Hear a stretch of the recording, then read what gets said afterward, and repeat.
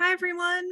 We are going to go ahead and get started in just a moment. We just want to give everyone a couple of seconds or two to come on in, but feel free to put in the chat where you're tuning in from and also check out those other links, including where to buy The Prisoner and the Writer. I see lots more people coming in. For those of you who are just getting here, we are going to start in just a moment, but feel free to put in the chat where you are tuning in from. We always love to hear where you are. I'll put all that information in one more time. See lots more people coming in. We're just going to give everybody another second or two, but feel free to put in the chat where you are. We always love to hear where you're located. All right, I still see people coming in. Let's just give everybody one more second and then we'll go ahead and get started. All right, all over the place. Very cool. All right, well, I see people are still coming in, but I do want to make sure we get as much time as possible. So we are going to go ahead and get started, but keep putting in the chat where you are. It's always so interesting to see. So good evening, everyone, or afternoon or morning, depending on where you are. Welcome to today's program, The History of Anti-Semitism, The Prisoner and the Writer. My name is Sydney Yeager, and I'm the Public Programs Coordinator at the Museum of Jewish Heritage, a living memorial to the Holocaust. Now in its 25th year, the museum is committed to the crucial mission of educating our diverse community about Jewish life and heritage before, during, and after the Holocaust. As part of that mission, our programs illuminate the stories of survivors, broader histories of hate and anti-Semitism, stories of resistance against injustice, and more. Thank you so much for joining us today virtually. We hope you will visit the museum in person to see our new core exhibition, The Holocaust, What Hate Can Do, alongside our temporary exhibition, Survivors, Faces of Life After the Holocaust, from photographer Martin Scholler. You can learn more and find tickets on our website. We also appreciate the vital support of our members so much here at the museum. If you want to get closer to the museum and enjoy exclusive programs, member previews to exhibitions, and free admission, you can explore museum membership on our website or email membership@mjhnyc.org to learn more. Closed captions are available on today's program, and instructions on how to turn captions on or off will be posted in the chat, in addition to all the links I've mentioned. If you have questions for our speakers during the program, please put them in the Zoom Q&A box, and we'll get to as many as we can at the end of the hour. Today, we are honored to be joined by Heather Camlot, Sophie Casson, and Xiuming Teo. Heather is an award-winning author of 7 books for children, including the nonfiction What If Soldiers Fought with Pillows, and the novels The Other Side and Clutch, the latter of which was named among Kirkus's best middle grade historical fiction. A journalist for more than 20 years, she has written, edited, and translated for various publications, including Quill and Choir, Owl, TV Guide Canada, and Style at Home. Born and raised in Montreal, Quebec, she lives in Toronto, Ontario. And Sophie, I'm sorry, I accidentally said Sophia before, has illustrated The Artist and Me by Shane Peacock, a finalist for the Marilyn Biley Picture Book Award. I'm so sorry for my terrible French. Quelle Pagel by Danielle Marcotte and Lawrence Aurélie Thoreau-Marcotte, a finalist for the Governor General's Award, and Helen's Birds by Sarah Cassidy. Her highly acclaimed illustrations are inspired by Japanese woodblock prints and World War II era posters. Sophie's award-winning work has also appeared in the Globe and Mail, the New York Times, Financial Times, Los Angeles Times, and Nature, as well as in the Canadian Museum for Human Rights. Sophie lives in Montreal, Quebec. Xiuming is professor of literature and creative writing and the head of the Department of Media, Communications, Creative Arts, Language, and Literature at Macquarie University, Australia. Her publications include Desert Passions, Orientalism, and Romance Novels, The Popular Culture of Romantic Love in Australia, Cultural History in Australia, and the Routledge Research Companion to Popular Romance Fiction. She is currently working on Repairing the Past, Repurposing History, Conflict, Colonialism, and Exoticism in 21st Century Romantic Historical Fiction. She has written on Australian children's Holocaust fiction and is currently working on a research project analyzing the problematic representation of the Holocaust in women's romantic historical fiction. You can buy The Prisoner and the Writer at the link in the chat. So thank you so much for joining us today. And now I'm going to hand things over to Xiuming. Thank you, Sydney. Okay, I'll get right into this. We're talking about the Dreyfus Affair today, so I'll just give a brief summary before turning to questions for our authors and illustrator. Alfred Dreyfus was born in Mulhouse, Alsace on the 9th of October, 1859. Alsace was annexed to the German Empire after the defeat of France in the Franco-Prussian War of 1871, and at that point, Dreyfus's family moved to Paris. He went to military school, joined the army, and was promoted to the rank of captain by 1889, later serving in the French Army's General Staff headquarters in 1893, and he was the first and only Jew to do so at that time. In 1894, French intelligence services uncovered an act of espionage and treason. An unknown French officer had sent a secret military document known as the bordereau to the military attaché of the German embassy in Paris. Dreyfus was arrested and court-martialed for treason in October 1894 simply because he was a Jew, and was therefore made a scapegoat for this embarrassment to the French government and the military. It was claimed that his handwriting matched that of the bordereau, even though the evidence was flimsy, and his trial has become infamous for its miscarriage of justice. Forged documents and false testimonies were presented, and unsurprisingly, he was found guilty of treason and sentenced to life imprisonment. In January 1895, before he was permanently exiled to Devil's Island off the coast of French Guiana in South America, Dreyfus was publicly humiliated when he was demoted and discharged. His captain's stripes were torn off his uniform and his sword was broken. The public event was accompanied by anti-Semitic taunts of death to Judas, death to the Jew. His family challenged the verdict, as did the new head of the French intelligence services, Lieutenant Colonel Georges Picquart. However, the case was thoroughly politicized, and although in March 1896, very strong evidence emerged that the guilty party was a certain French major, Ferdinand Esterhazy, Picquart was instead reassigned to Tunisia. By 1897, the fact of Dreyfus's innocence was known among elite political circles, with Senator August Scheurer-Kestner accusing Esterhazy of being the traitor and declaring Dreyfus innocent. Nevertheless, there was not a groundswell of protest against the injustice done to Dreyfus until on January 13th, 1898, the celebrated French writer Emile Zola penned an open letter titled J'accuse on the front page of the socialist newspaper L'Aurore, addressed to the president of the French Third Republic. Zola's letter accused the French government of judicial errors in Dreyfus's trial, lack of evidence, anti-Semitism, and the illegal jailing of Dreyfus. For his pains, Zola was charged with libel and he fled to England, where he remained until granted amnesty in 1889. But Zola's letter changed the tide of opinion, and in response to a groundswell of public protest, the French Supreme Court opened a retrial of Dreyfus and still found him guilty of treason. It took the French president to grant Dreyfus a pardon, and although he was set free in 1899, he was not officially exonerated until 1906, when he was readmitted to the French army at the rank of major. He served in the First World War and died in Paris in 1935, loyal to the end to the French state that had so grievously wronged him. January 13th, 2023 marks the 125th anniversary of the publication of Zola's J'accuse, which is, of course, the background context of Heather and Sophie's book, The Prisoner and the Writer, which tells the story of Zola fighting for the wronged and imprisoned Dreyfus. So Heather, I want to begin by asking you a few questions about how you narrate the story, and then we'll look at some of Sophie's illustrations which accompany the text so beautifully. So I guess the first question I want to start with is, what got you interested in the Dreyfus Affair, and what made you to choose to write the story for children rather than adults? So as a teenager, I used to watch a lot of old movies late at night on television. And one night I saw the movie The Life of Emile Zola, and I was fascinated by this, of a Jewish man in France being accused of anti-Semitism and being a traitor. And I, at the time, was, a Jewish girl growing up in Montreal, which is Quebec is a French province. And even though that experience was not happening to me, it was an easy parallel to sort of understand.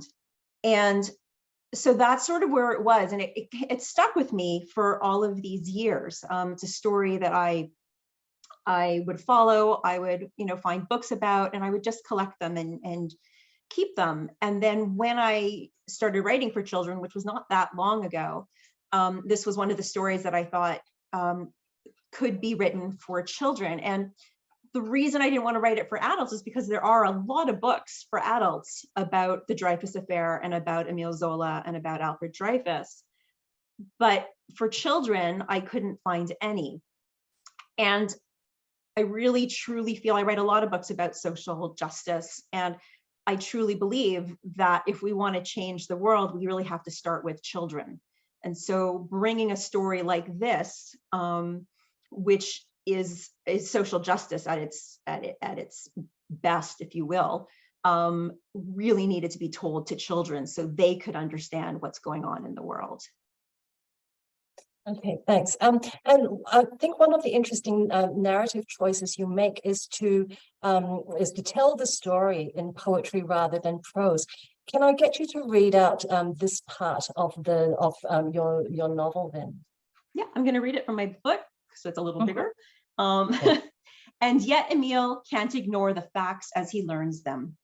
6 torn pieces of handwritten paper found in the garbage. 5 secret French documents offered to Germany on the paper. 4 days in a courtroom arguing whether Alfred is the traitor. 3 handwriting experts positive Alfred wrote the paper. 2 countries once at war. 1 suspect, the only Jewish officer in the French Army High Command. Emile can add 1 more number to the list, 0. The chance Alfred had of being found innocent. Thanks. I think it's so powerful the way you narrate this, the way the poetry works. It's it's like nursery rhymes, but it's effectively a countdown to doom and despair for Dreyfus as well. So, what made you decide that you're going to write this in poetry rather than prose? To be honest, I didn't actually know I was writing it in verse, in a poetic style when I did write it. The original version that I showed the editor was your very basic biography timeline, sort of from start to finish. And then with some suggestions, we went back to the drawing board, and this is really just how it came out. I didn't really know what verse was at the time. I think I felt that writing it this way with a really heavy topic allowed to give it some white space, I don't want to say levity, but it gave it some room. It gave it something a little more artsy and a little more flowing to deal with a topic that is really very heavy and scary. So I think that's probably why I did it. But again, as I mentioned, I didn't know what I was doing when I wrote it. It just kind of came out that way. Right. Okay. That makes a lot of sense, and it also creates this space for Sophie's illustrations, which we'll get to in a few moments. I mean, you've talked about how heavy it is. The Dreyfus Affair is it's extremely significant, of course, but it's quite a complicated history to recount. And I remember reading Zola's J'accuse with my undergraduate students many years ago, and they found the whole thing quite difficult to follow. But I think one of your achievements in The Prisoner and the Writer is to avoid, the excessive details of the case and to focus instead on how Zola is moved to fight for justice for Dreyfus. There are flashbacks throughout the story to moments in Dreyfus's trial and the anti-Semitic uproar that accompanied the guilty verdict. But mostly you're focusing on 2 parallel stories between Dreyfus wrongfully imprisoned on Devil's Island and Zola initially imprisoned in some ways by his growing sense of outrage at the injustice done to Dreyfus. So can you tell us, I guess, how you came to focus on the moments after the trial rather than on the events befalling Dreyfus between 1894 to 95?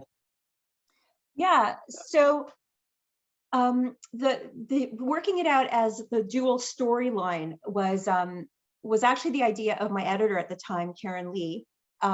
She, again, as I mentioned, I brought the story as sort of a timeline, and she loved the story. She loved the idea of the Dreyfus Affair being told to children, and she was able to see the parallels And so we started taking it apart in her office and sort of plotting it, how we could, how they were parallel, what was happening when, and what could be, what we could fit where. And then I went back and started again, doing more research to make sure I could fill in any holes to work out these parallels. And it became quite amazing and quite fascinating just how much of the storylines were together or were parallel.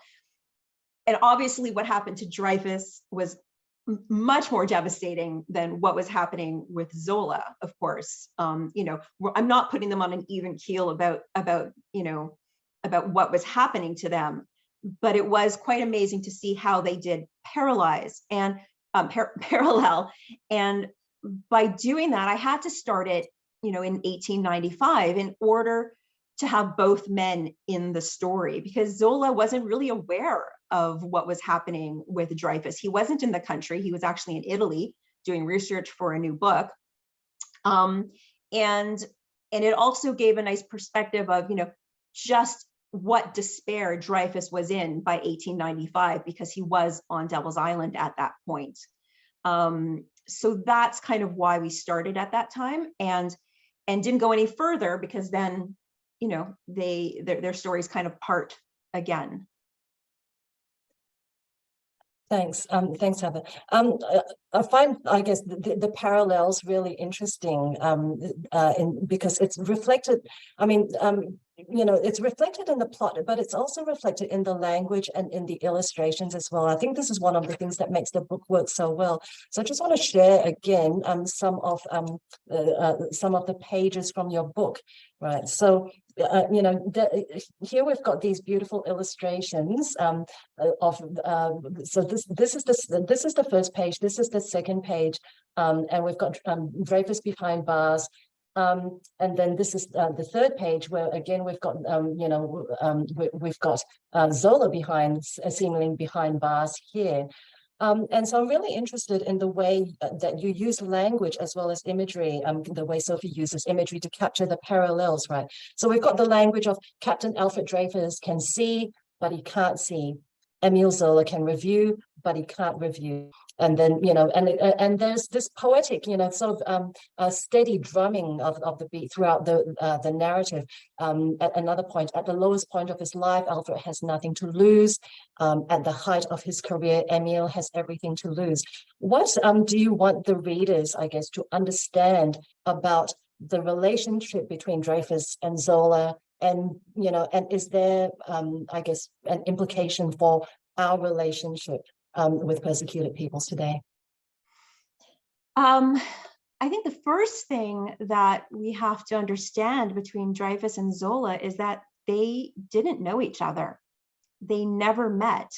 What happens is Emile Zola sees this prejudice. He sees it for what it is, and he needs to do something about it. And he essentially put his career, and more so his life, on the line to defend someone else's life, right? He's almost giving a life for a life. I shouldn't even say almost. He was selfless. He saw right from wrong, and he knew this is what he had to do. In terms of the language, the can and the cannot, which flows through the entire book, we really are talking about what you can do when you have freedom and what you can't do when you're imprisoned. And so that is why I use that language, the can, the cannot, to really emphasize, what Dreyfus could use his mind, but he couldn't really do much with his body. Zola could, use his mind, use his body, but he, everything he was orchestrating, if you will, he didn't know how it would work out. And it, in the end, it didn't really work out the way he would have liked, for the most part. He did have Dreyfus exonerated, along with other people, but his life, as it mentions at the end, came to an end quite young. And we don't know whether that was because of his involvement in the Dreyfus Affair or not. It's suspected it is, but in terms of police reports, it is not. It was a separate accidental event. So again, using the parallel language would be to parallel their stories, but also to parallel, freedom and imprisonment. Thank you. And I might bring Sophie in at this time because Sophie, we've seen quite a few of your images already. Can you talk us through the decisions you made around how you were going to illustrate this story, Sophie? How challenging was it to illustrate this? It wasn't challenging. It was a great pleasure to illustrate this text. I was immediately struck. I thought, the parallels were so interesting, and I thought that was so brilliant because it tells a lot more than just history. It has that artistic level brought in, and that was very inspiring. So I think that's the first thing I wanted to work on, was those parallels. And I wanted to make sure that, the joy of being a children's book illustrator is to bring another layer and more meaning to the story. And I thought, okay, well, I want to illustrate these parallels. I want to bring them forward, but I want to create more meaning to that. So the pages you already showed, for example, of the introductory pages that are brightly colored. And so already there, the starting pages, I wanted to use that immediately as the text showed it. I'd say the bigger challenges were the research. I had to do a lot of research to make it work with the era, how people dress. Is electricity in homes or not yet? How this is a bourgeois environment. Maybe they have it, but other people, like, are they, how are street lights lit? And I had to go back because I wasn't sure. It was a turning point. Electricity was just coming in, so I had to go get these details to make it work and make it historically right on. So same thing for the clothing. So but I got a lot of support from Groundwood as well, but I like to get it just right. And when I start to delve into that kind of research, well, then all sorts of things are revealed also in the mannerisms of the people, and what kind of activities they do, and all that I can use also. So that was, I'd say, the main challenge.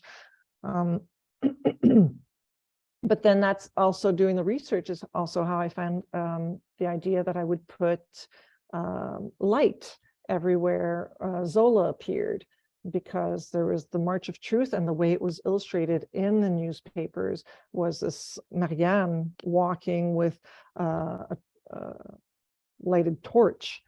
And so I thought, oh, well, that'd be a great symbol for Zola. So yes, things came through the research as well. Yes, whereas I think Dreyfus himself seems to get smaller and smaller and is overwhelmed by darkness. And at one point in the book, we see him, almost submerged under the weight of the sea of troubles. Yeah, yeah. I think, I mentioned this already about the prison bars, but one of the striking things about your illustrations is the use of prison bars in sometimes different and ambiguous ways, so that we don't quite know who is really in prison. So I'll just show you an image, I think, which was really striking. So this is one of the flashback scenes, right? So this is what happens, the public response to what was happening during the trial. And we see pictures of Dreyfus behind bars, but Zola is also shown behind bars, metaphorically, in his country home, so that the parallels that have established between the writer and the prisoner are evident in the illustrations. But also, it seems here that the reader is behind bars here. And also, I think, this is what I mean by the very strong sense of being behind bars. But also, I think there was also another here as well, right? So can you talk us through your thinking and your decision to, I guess, to have these very strong vertical lines and to use bars in this way? So if we go back to Zola behind his window, in his office window, that was, so the first parallel there where, so, and the page before, I mean, the idea was, we were introducing the characters to the readers. So this, Dreyfus in his dramatic situation, looking directly at the reader, I wanted to grasp the reader there from the start. And then to the next page where Zola is also behind kind of metaphoric bars of his own office. He's not yet the center of the story. He's, as Heather said, he'd been to Italy, so he's not in the knowing of what's going to happen. But I also like to give information in the images as to maybe some looming information that'll come later in the story. So, as we read the story, we discover how Zola will be sent to jail, and even if he flees. But so I like to bring layers like this if I can. And I find this through the drawing, things appear as I'm drawing also. So, it's not like I'm reasoning this ahead. It's as I draw the ideas, oh, and then there's this, oh, it could mean this. And that's how so then from there, right. So these were drawn as triptychs to really follow the rhythm of the text, a spy for Germany, a traitor to France, a dirty Jew. I felt there was, and it's funny because you mentioned earlier the drumming, and that's exactly how I felt it. And it was like when I illustrate stories, I live them like a film in my head. And I think there was that drumming. It was there from the text. So I wanted that rhythm to be reflected in the images.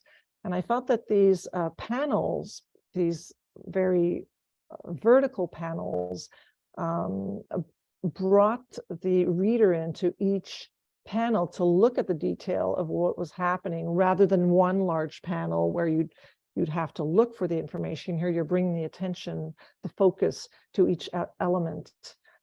Like on the right page, we're focusing on the women talking. There aren't many women in this story.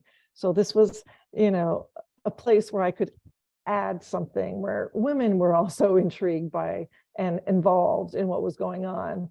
Everywhere I could put one, I did add some women. Otherwise, it would have been a very male-oriented story. And so then when we go to the last set of triptychs,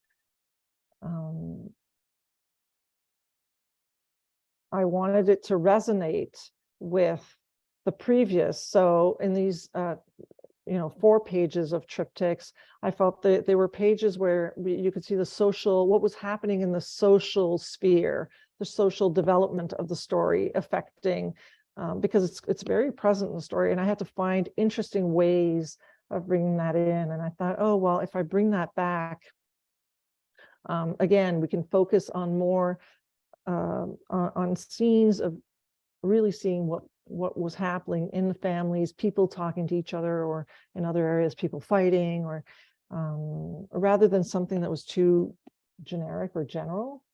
I want to go, I work with emotion in my images. I want to grasp the emotion of what's going on, and that's what I've tried to do. So that these white spaces were seen as bars came to me when you spoke about it. As I've been in schools, children have noticed it, and I sort of thought, it's interesting because it wasn't meant to be bars, but it does bring a level of meaning in there. So that's so great that, people are seeing this. And that's what's great about art in children's books. I mean, the children interpret also, the readers interpret what they see. And as we know, books go out in the world and live their own lives. And that's the life that you want. It's that there's all these things that maybe you haven't noticed that you're bringing into the reader. So. Okay. You mentioned, Sophie, that you're working on a very emotional level, and you have read this book to school children already. What do you want the reader to grasp or experience emotionally or viscerally as they're reading or viewing the story? Well, I read a lot of graphic novels, and in the latest years, I'd say in the past 10 years, a lot of history has been told through graphic novels, and I find it's a great medium to do it. And so I'm hoping that in this graphic novel, we're bringing that aspect of that, you know, because this book can speak to younger children, to older children. I've even gone to a group of adults who were learning to speak English, reading this book. There's a, because of the subject, I think there's a lot of material in the book, and so, you know, I always hope that the readers will get what I got, you know, how I was struck by the importance of the story. You know, the cherry on top is, of course, if the reader's touched by the art. And the children, smaller children, comment, they notice, you know, because I was inspired by engravings that were made for the newspapers, for the illustrations, and the photography of that era, black and white photography, and looking through photos, you know, how photos turn a little brown, a little blue, and I use these tints in the art, and children will notice and ask me about it, and then I you know, so that they notice this, that the feeling, the emotion, the mood is there, seems to bring them in. So, and I, you know, I hope that's what I'm bringing in to add to the very dramatic and punctuated text that Heather has written. It is a very dramatic story. Heather, the story comes to this thundering crescendo just past the midpoint of the book when Zola's J'accuse is published. And again, you use a lot of repetition and anaphora very effectively, both to recount the history of the reception of Zola's letter, as well as maybe to skewer the complacency of the reader, perhaps maybe to put us in an uncomfortable position of having to respond as though we are the ones being accused, as well as responding to, you know, as if we are in Zola's position. So can I get you just to read out the, I guess, the climax in some ways of this book? Thank you. J'accuse storms onto Paris streets, electrifying the nation. J'accuse describes the whole dreadful affair in vivid detail. J'accuse condemns the army's monstrous power over the country. J'accuse names those involved in framing an innocent man. J'accuse evokes France's forgotten values of liberty, equality, fraternity. J'accuse leads people to pick sides in the Dreyfus Affair. J'accuse captures the writer's passionate protest and soulful cry for humanity. J'accuse lands the writer before a judge, and J'accuse lands the writer before a jury. Thank you. In the author's note, you followed Dreyfus's story past the end point of his exoneration in 1906 and his death in 1935. And instead, you trace how his granddaughter was murdered at Auschwitz during the Second World War. You recount how Dreyfus's tomb was vandalized with swastikas in 1988, how his statue was defaced with a Star of David and with the words "Dirty Jew" in 2002. And you acknowledge that 2021 was the most anti-Semitic year in the 21st century thus far, with at least 10 anti-Semitic incidents around the world every single day. So is this book your own J'accuse? And if so, what would you like the response of readers to be? That's a really heavy question. It's not my J'accuse. I would maybe use the word j'illumine, which would be I enlighten. Is that correct, Sophie? Is that Yes. a good translation? Okay. So yeah, I enlighten. And that is what I think my job as a children's writer is to bring these stories to people who have not, who just don't know about them, and who can sift through them and bring out the message and learn from the message and react in their own lives.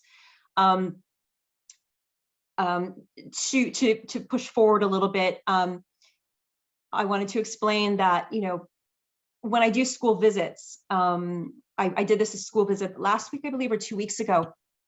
And the idea of in the back matter saying, you know, this is happening, this is happening, this is happening, it's so close to us. This is still happening. I've been doing that with school visits. So, you know, putting the question up, you know, why is a story from 125 years ago still important today? What do we need to learn from this? And what I've done is I've showed the children a picture from the United States with Jewish graves turned over, the gravestones toppled over. And then I said, but let's get a little closer. And I brought a similar picture to them in Winnipeg. So Sophie and I are in Canada. So I brought it to Winnipeg. And I said, but let's get closer. And I brought an image to of a synagogue in Montreal that was recently defaced with swastikas. And I explained to them that, you know, I'm from Montreal, and this book, this synagogue is actually described in my novel Clutch. I don't name it, but it is actually the synagogue in my book. And so it's very personal to me that this synagogue, of all the synagogues, you know, none should be defaced, but this one in particular. And then I said, but let's bring it closer. And then I brought it to Toronto, and I showed them a Twitter post about 3 schools in Toronto being, again, defaced with anti-Semitic graffiti. And I said to the kids, one of those schools is the school that my daughter goes to. But then I brought it even closer to them. They're outside of Toronto. They're in a town called Mississauga. And I showed them another post, another image that said that there was anti-Semitic graffiti in a park in Mississauga. I did not actually know at the time that that park was right across the street from the school. I was told that when I was there. And I mean, I couldn't bring it any closer. They could literally look out the window and see the park. And this was in 2022. It was in December of 2022 that anti-Semitic graffiti happened. And that, I think, really made them understand that this is happening right outside your backyard, and it's still happening today. And we really have to just stop. I think that's the message. We have to stop, and we have to figure out how to solve this. And we need to work together. We need to work with each other and for each other, not just siloing ourselves with our own causes. That's not the solution. That's not going to make the world a better place. And maybe I'm very dreamy in that aspect, but I think we have to all work together. Zola wasn't Jewish, right? But he knew right from wrong. He saw this for what it was. It was pure anti-Semitism. And he stood up and he spoke out. And the question I like to leave kids with is, what would you stand up and speak out for?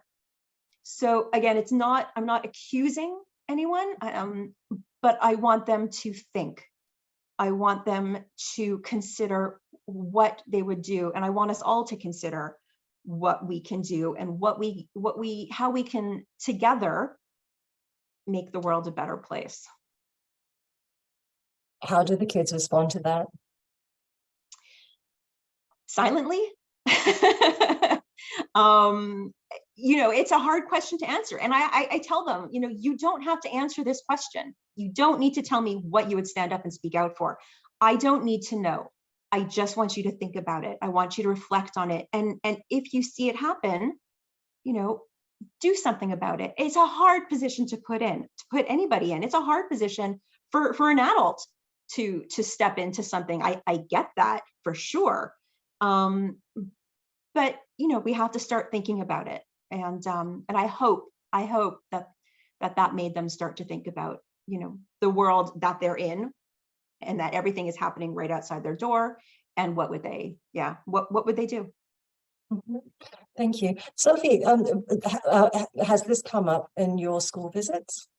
So I haven't done very many. I was touring with it recently. They were younger, the children I saw, so they didn't bring in questions of that type, but they were very touched by the unfairness. The age groups I saw, that was the important part, and you know, I think it's really important that they were struck by the story. I mean, it's a story with no children. That's a very odd for children's books. I mean, you don't see any out there.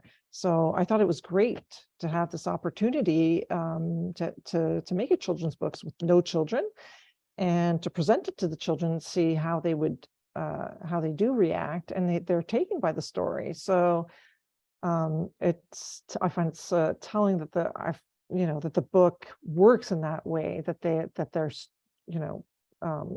engaged while I was reading the story and showing the story and explaining. Of course, I'd give them explanation of what had happened historically before I'd read, and they were very involved and asked questions. And so if the story is touching them in grade 4, I think you're doing that work, Heather, of illuminating and showing light.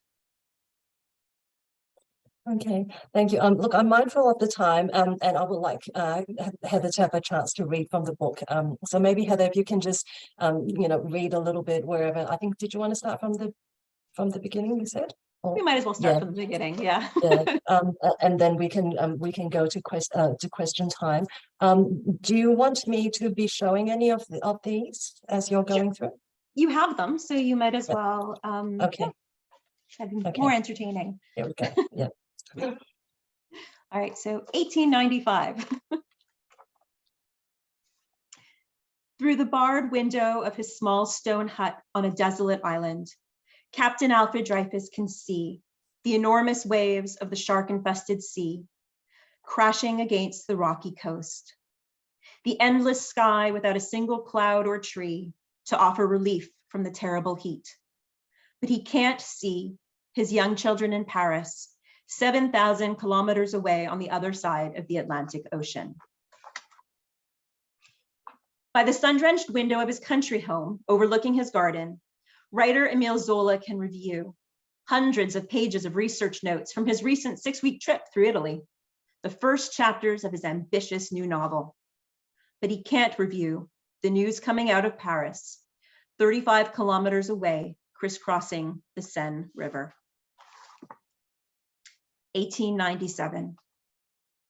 While sitting on a hard bench at a school-sized desk, Alfred can read and reread the censored letters and collections of books sent by his wife, but he can't talk to anyone.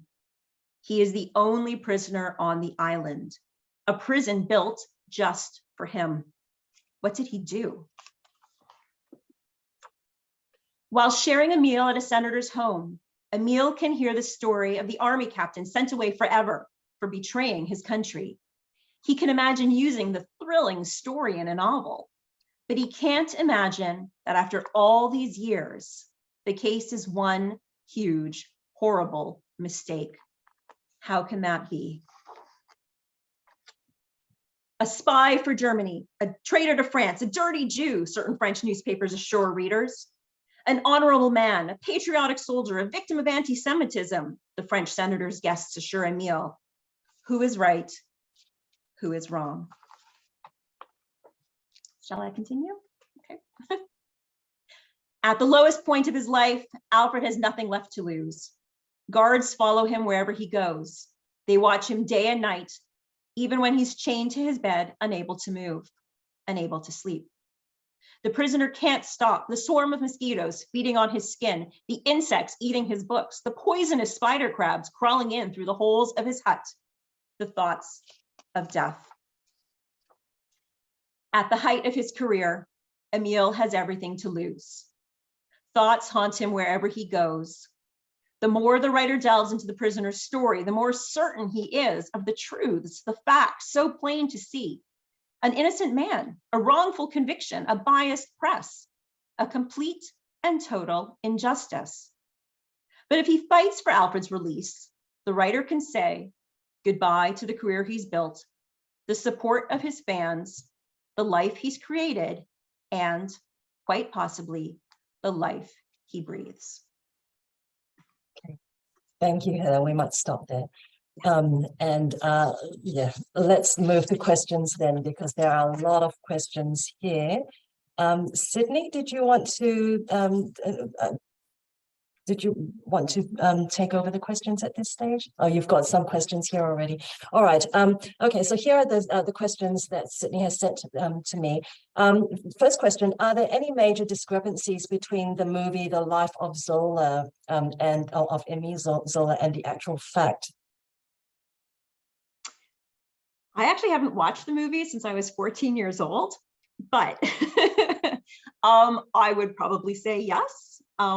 Most Hollywood movies create a different, I wouldn't say a different story, but they tend to change a lot for dramatic purposes. So again, I can't answer the question because I haven't seen it in so long, but very likely there are. The Life of Emile Zola, though, doesn't only focus on the Dreyfus Affair. Of course, it encapsulates it. It's certainly a part of it, but there's a lot before and after as well to the movie.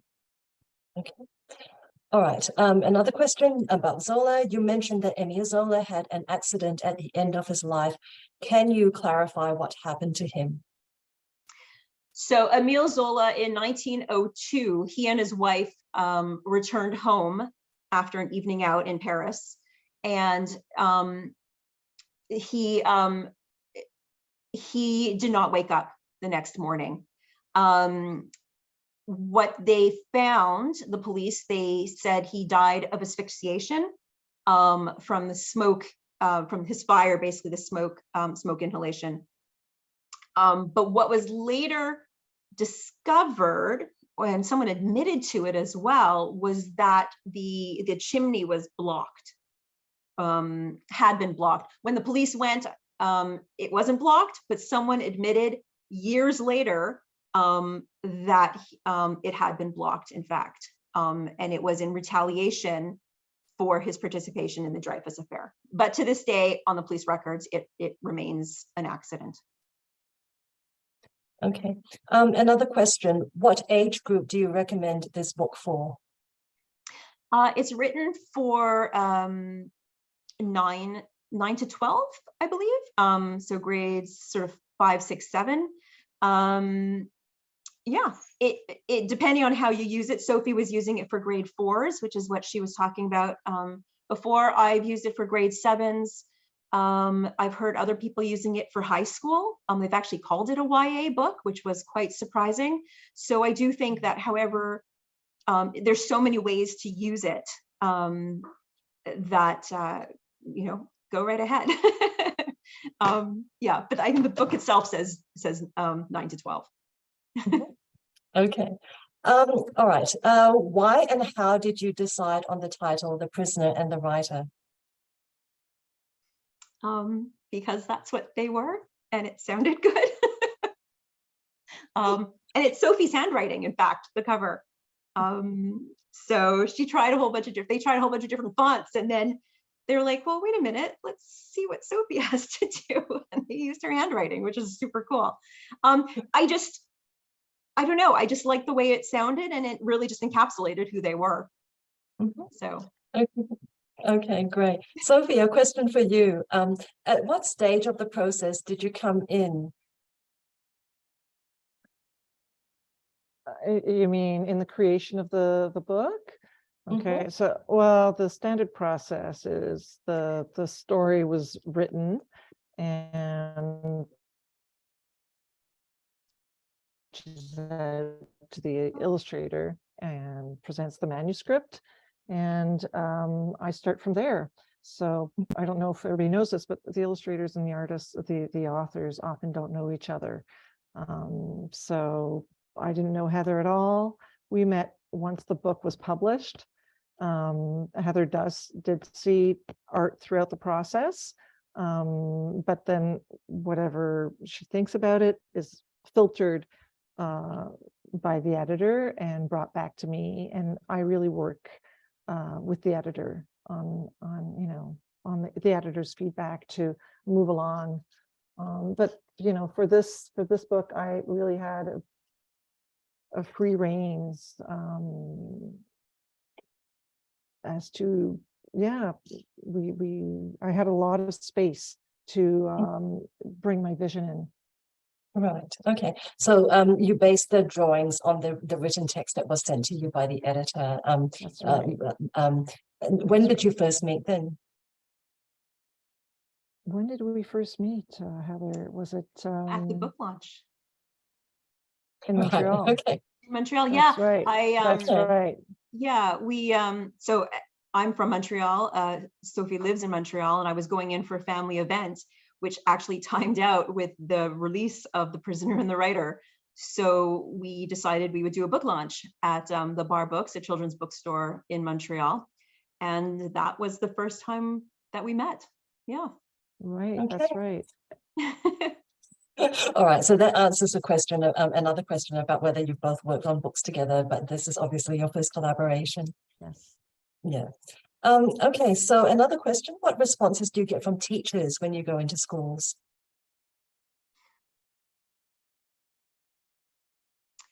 Do you want to go, Sophie, or you want me to Yeah, go well, for it? you know, generally when they've picked out, you know, the workshop I'm going to do with the kids, they've already gone through the book. Some schools had read the book before I came in, some schools hadn't. The teachers are generally already very enthusiastic. They're already enamored with what they've seen. So it's always, I mean, for me, school visits are always super positive because we come in with, you know, already the glowing part in their hands.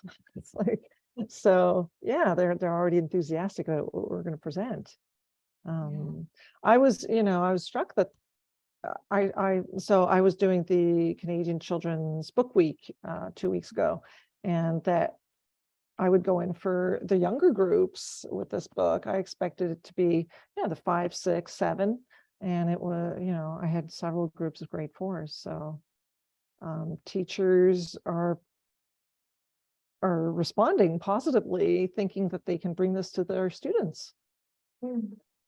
Yeah, I actually had, well, I'm sorry, I was just going to say, I had some teachers recommend a social justice presentation. And so I brought a couple of books, including The Prisoner and the Writer, to discuss. And then I also, because it's Jewish Heritage Month in the US, that sort of filtered over the border. And so I was asked to do that here as well with The Prisoner and the Writer. And so again, the teachers do have a sense of what we're coming with and what we're going to present, how we're going to tilt it. Sometimes with The Prisoner and the Writer, I've also talked about media literacy, because this is a book about, you know, let's say a war fought on paper. You know, you had the pro-Dreyfus papers, you had the anti-Dreyfus papers, and I mean, there were literally duels between editors and publishers, like hands-on duels at the time. And so the press was incredibly important in how this story played out and how people responded to the Dreyfus Affair. And so there's so many touch points that you can discuss. And so I think the teachers appreciate that. They especially appreciate media literacy because that's a big deal right now. But they also appreciate, you know, the social justice aspect of it. So. Okay, great. Another question. Are there any plans to translate the book into French and sell it in France? It has been translated into French. It is in France as we speak. I think the publisher is also, it was all the French. She's from Montreal. Yeah, it's a publisher in Montreal. And I think so it's in Quebec. And I believe it's also in Belgium and Switzerland, a few of the French countries, French language countries. So yeah, it has been translated. Okay. Any word on what the reception has been so far? In French? It's Yes. come out very recently. Right. Yeah. Okay. I've seen some posts on social media from Quebec, and so they look like they are quite enjoying it. So. Okay, great. Okay, so another question: what resources do you recommend beside this wonderful book for people to learn about Zola and Dreyfus? For children or for adults? Or both, I guess. I don't know if there is another one for children. Well, I can show, I mean, I have, this is one of the books I worked with. I bought it in France once upon a time. Oh, you're not gonna be able to see it, are you? So it's basically Jacques. It's all the letters that he wrote about the Dreyfus Affair. This one's in French, but I'm sure you can probably get it in English. Another great book, which I have here, but it's not going to show up very well on screen, is Dreyfus's diary from when he was on Devil's Island. It's called, in French, it's 5 années de ma vie, so 5 years of my life. And that's exactly what it is. It's his time. He has entries throughout his time. So those would be the two main first person look at the Dreyfus Affair. But then there's a lot of other books, including Michael Rosen's book, who did a lovely review of The Prisoner and the Writer for the New York Times. There are, I can flip to the back of the book and tell you what I used. So Michael Rosen's book was called The Disappearance of Emile Zola. That was the year he went away to England. Frederick Brown has written a number of books, For the Soul of France and Zola, A Life. I think those would probably be the ones that I would get started with. Yeah. So there is that, so the list of selected sources at the back of the book. Yeah. There is, yes. There is a book I could add that I found when I did my research. I thought was fascinating. If you're interested in the media, part, is there's a book out there. I don't have the title because it was back when I was doing the book, but there's a book out there that's published by a university press, and it's all about just the images and what was in the media at the time, just around the Dreyfus Affair. And it's a whole book worth, how the terrible caricatures, and then the anti-Dreyfusard and the pro-Dreyfusards, and they had posters with caricatures going and what was in the papers, and there were postcards about it, and I thought that was such a great resource. Great.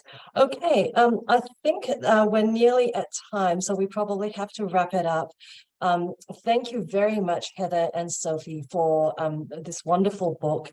As I said, it is a huge accomplishment because you made something that was very difficult and quite complicated, and you made it accessible to children. And I'm so impressed that your grade 4 students are also engaging with it.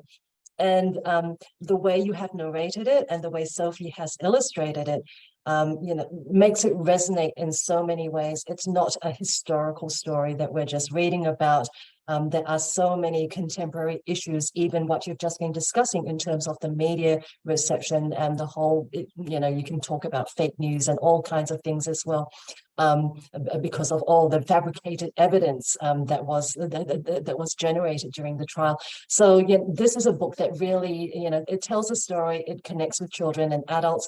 The text is integrated with the illustrations, and then it prompts a lot of questions as well. So congratulations to both of you on this, the prisoner and the writer. Okay, Sydney, I'm going to hand it back to you. Thank you. I want to thank all three of you for this really amazing and excellent discussion. I learned a lot about the book and also about the Dreyfus Affair and Zola. So Xiuming, I want to thank you especially for your excellent moderation. It's been really great to listen to this conversation. So I also will highly encourage you to go out and buy The Prisoner and the Writer, to all of you listening, which you can do again at the link in the chat. If you enjoyed today's program, we hope you'll consider making a donation to support the museum at mjhnyc.org/support. And joining us for our upcoming programs, which you can find at mjhnyc.org/current events. Next, we have a virtual walking tour of Jaffa tomorrow, a discussion about the new book, Reign of Ash, Roma, Jews, and the Holocaust on Thursday, and the Mishpacha Festival, a celebration of genealogy, heritage, and immigration on Sunday. So pretty packed week. I again want to thank all three of you and just say that you can watch past programs and view and share today's recording, which will be available later this week on our YouTube channel. Thank you again. Have a great evening, afternoon, morning, and we'll see you all soon. Thanks so much. Thank you. Bye.